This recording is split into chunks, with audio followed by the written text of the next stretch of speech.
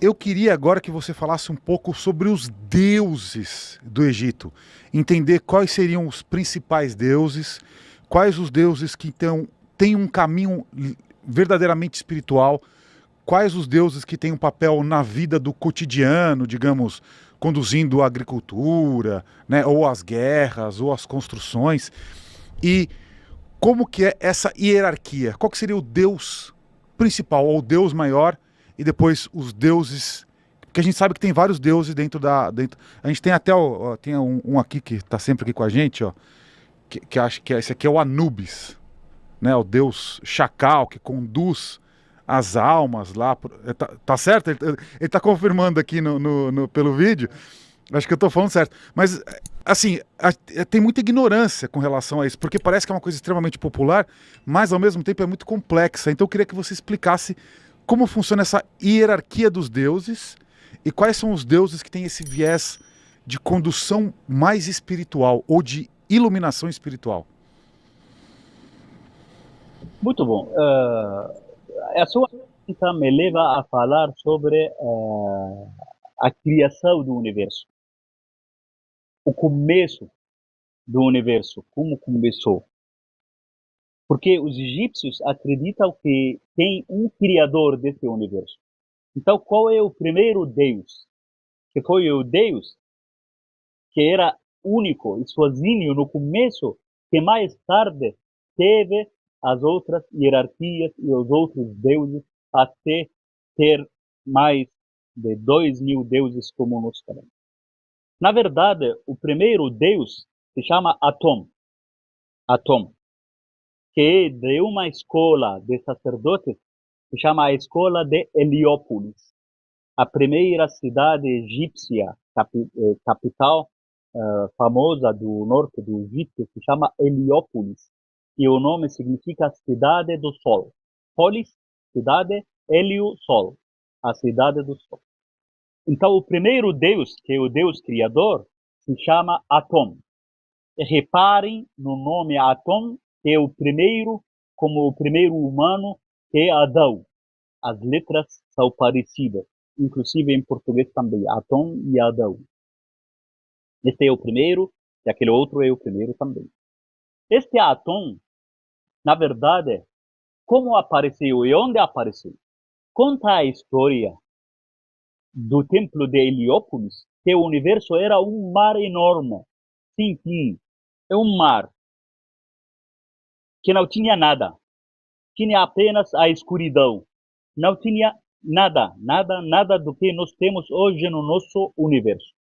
Por exemplo, não tinha céu, não tinha terra, não tinha estrelas, não tinha árvores, não tinha nada, nada. Apenas um mar escuro sem fim.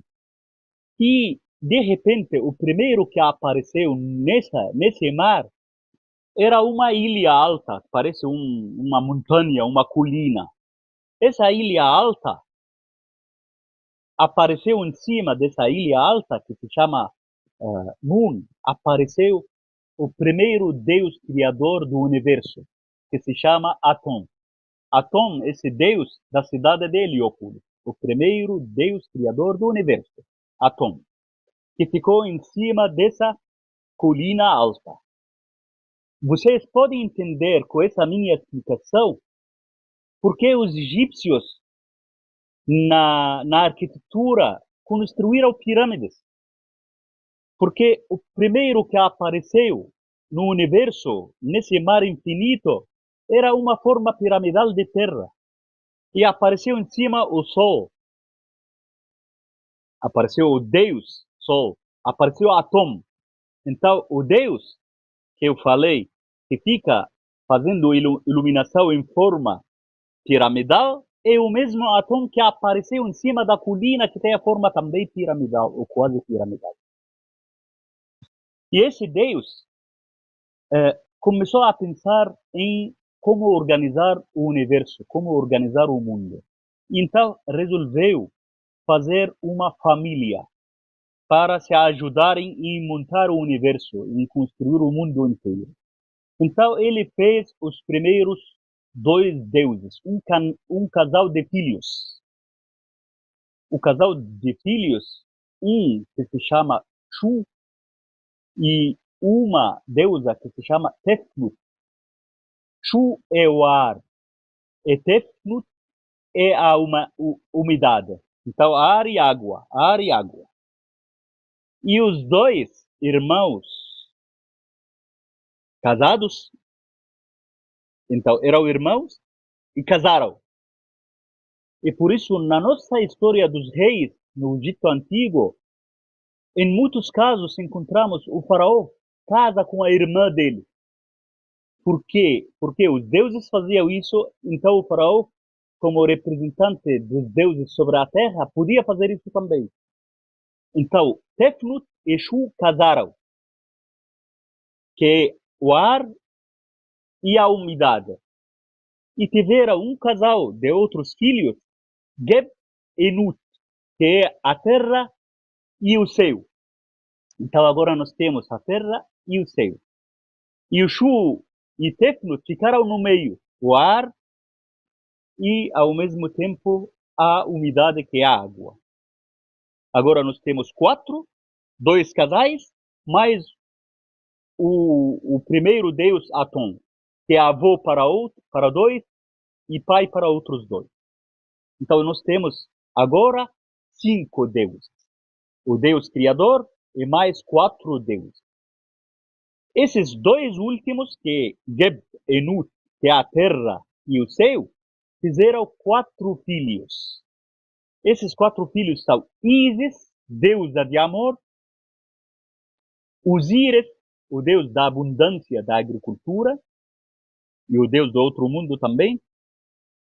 Temos um deus que se chama Set, e temos uma deusa que se chama Nit. 4 deuses. Os 4 deuses, junto com os 5, são 9 deuses. Este é o número dos primeiros deuses que apareceram no Egito Antigo para a criação do universo. 9 deuses se chamam em grego Enniada, ou Ennid. Enniada significa 9, e significa que são os 9 deuses que criaram o universo. Esses são os deuses principais. Ísis e Osíris casaram e tiveram um filho. O filho dele é Horus. E em outra versão da história, o filho de Osíris é Anubis, que é o deus da mumificação, o deus da morte, o deus dos túmulos. Aquele deus que você me mostrou, a estátua agora, amigo, é o deus Anubis, que é filho de Osíris. Esses são os deuses principais que os egípcios tinham. E esses deuses, esses deuses representavam a vida toda. Osíris era o deus da agricultura. Na verdade, nós temos os deuses egípcios em forma de humanos ou animais, mas são apenas figuras que simbolizam o Deus que era um elemento muito importante e grande do universo.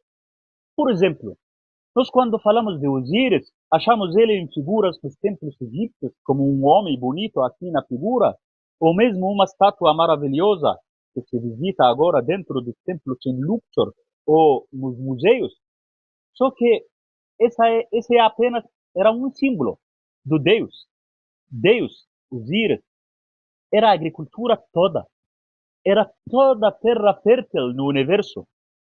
Tudo o que tinha da abundância podiam chamar de Osíris.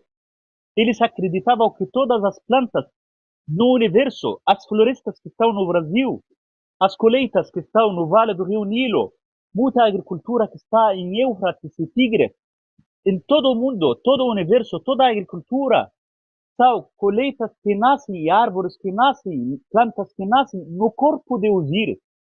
Então, Osíris é o solo, mas a estátua é só para simbolizar ele. O deus Shu, por exemplo, tinha estátua para ele, tinha figura, tem figura para ele nos templos egípcios. Só que essas estátuas e essas figuras são apenas símbolo de todo o espaço, todo o ar que existe entre a nossa terra e o céu. E assim vai. Então, os deuses são manifestações de todos os elementos que existem no nosso universo e no nosso mundo. Nós temos também outras teorias de outros deuses, são teorias de menos importância do que a teoria de Heliópolis, que existe numa cidade que se chama Ashmonen, uma teoria de 8 deuses em vez de 9. Essa teoria dos 8 deuses tem como chefe o deus Thoth, como criador do universo. E tem outra, aquela cidade de Ashmoren, onde tem a teoria dos 8 deuses, está bem perto da famosa cidade de Akhenaton, o famoso rei do deus solar Aton. E tem outra teoria de outro templo em Mênfis, que o Deus que criou o universo utilizando o pensamento e a palavra, que se chama o Deus Ptah. O Deus Ptah de Mênfis pensava em alguma coisa, utilizando o coração dele. Os egípcios pensavam utilizando o coração e não a cabeça. Então, não pensavam no cérebro. Acreditavam que o centro do pensamento e das intenções era o coração. Então, esse Deus Ptah acreditava, pensava numa coisa, utilizando o coração, e falava o nome dessa coisa com a língua dele. Então, o pensamento mais a língua, que são 2 deuses ajudantes dele. A língua é um deus e o coração é outro deus. Com o pensamento e com a palavra e a força da palavra, ele cria as coisas. Então, fazer a criação das estrelas, pensando nas estrelas e falando a palavra estrela com a língua. Bastava ele pronunciar a palavra estrelas para aparecerem as estrelas. Árvores, apareceram as árvores. Mares, os mares. Rios, os rios. E assim foi a criação da teoria da cidade de Mênfis, o deus Ptah, que era um deus super importante. Então, esses são os deuses mais importantes relacionados com a criação do universo, com o pensamento e a religião dos egípcios da antiguidade. E vou repetir que tantos deuses, e apesar disso não tinha nada de conflito entre um grupo de sacerdotes de algum deus específico e outro grupo de outros sacerdotes de outro deus, nem o povo. Então, na verdade, os deuses egípcios se completavam e não tinham conflito, completavam um e outro. Esse é o que tem a ver com o mais importante das divindades do Egito antigo. Pronto, amigos.